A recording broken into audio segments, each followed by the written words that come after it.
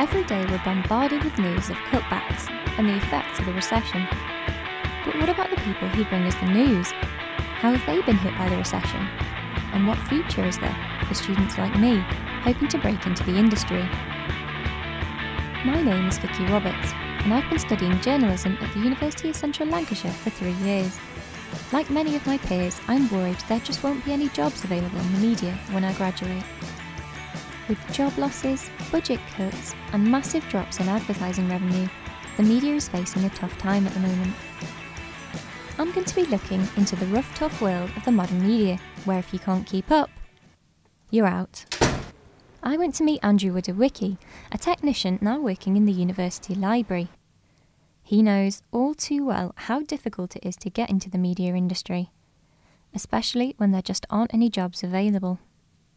As the traineeship came towards an end, obviously because of the amount of time and effort and funding that was spent on the trainees, we were all quite optimistic and hopeful to all kind of further our careers within ITV.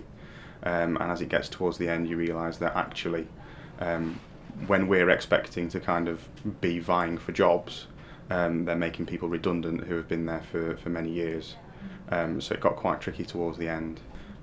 But yeah, it wasn't really a choice of mine to leave. It was more the contract came to an end and there was no opportunity to have. And it's just, as you'll find in the media industry, you know, it's just luck. If you're there at the right time, at the right place, and someone's got the right money and they need you for that job, you're there. If there isn't any money, there's no job. Another organisation which is feeling the post-recession pinch is regional newspaper the Lancashire Evening Post. With advertising sales down and its owner Johnston Press cutting jobs by 12%, it's fair to say the future is a little bleak for the regional paper. Andy Sykes is the news editor for the LAP. He explained how the print industry has suffered as a result of the recession. We've had a new system just over a year now, which requires fewer people to operate it. Therefore, people were made redundant this time last year, which is a time of turmoil really. We were one of the first newspapers in the group to undergo that, so we're coming out the other side now. Bigger titles like the Yorkshire Evening Post have gone through it, and they've struggled with it. The Blackpool Gazette has lost a similar impact. Doesn't help with Preston North End not doing very well this season. People don't want to read about the team getting beat every Saturday and Tuesday, so that has an impact on sales as well. And the cost of newsprint has rocketed this year by 25%. So the paginations of our papers have come down. It's pages are packed with things more because there's fewer pages because they're trying to save money on printing costs. So perhaps that's one reason. That affects every newspaper from a weekly to a daily like us to a national paper. There are other papers not in our group that have gone twice weekly. The Reading Evening News, for instance, went from 6 days a week to twice a week, which I know our editor has thought that was a bad error on their part, and it has been an error. It's proven to be an error.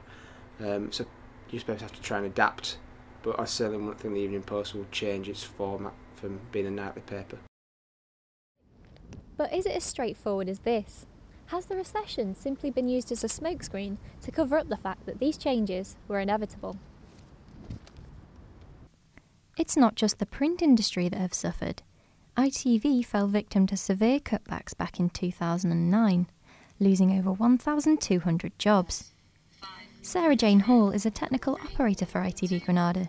She has seen her role and responsibilities increase because of these cuts. The recession has hit us quite hard in news. Unfortunately, a couple of people that do my job were made redundant sort of last year, and that was a very difficult process because we all had to reapply for our jobs again and fill in lots of paperwork, so that was quite a stressful time, but also sad to lose colleagues. What I've also found is the job that I do is quite multi-skilled, but I've found that we've had to take on extra duties as well, such as, you know, promoting Granada reports on Facebook or promoting Granada reports on Twitter. So we've kind of added that social networking side to our job as well, plus everything else that goes with it. It happened many years ago, but we used to have 3 or 4 cameramen and camera women on the studio floor.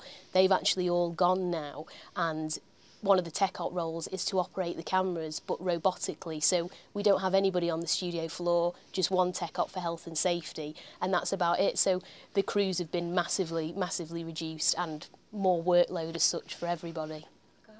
ITV has now bounced back, announcing profits of £286 million for 2010, compared with £25 million for 2009. Richard Frediani, the head of Granada News, is sceptical about whether the recession is totally to blame for these changes, and is optimistic for the future of news. I think one of the things that's probably happened more so in the industry over the last decade than in previous times is that these days, whether you're in a recession or not, the bottom line is always important. You're always looking at, are you getting best value for money? Are you using the latest technology? Are there things that you could be doing that are more efficient than you are currently doing? So whether you're in a recession or not, you're going to look at that. Clearly, during any recession, you're going to focus on that far more than at other times. However, the reality is, in the 21st century, working in any media business, you can't afford to frit away money on areas that you don't really need. You're going to look at, are you getting best value for money in whatever area of the business you're working in?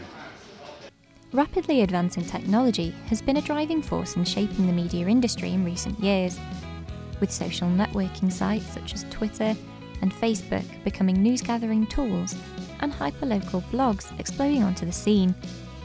But as always, the worry for many journalists is how sustainable are these new technologies, and can money be made from them? Jeff Jarvis, a lecturer at New York University, may have the answer. And we found some hyperlocal bloggers who were bringing in $200,000 a year.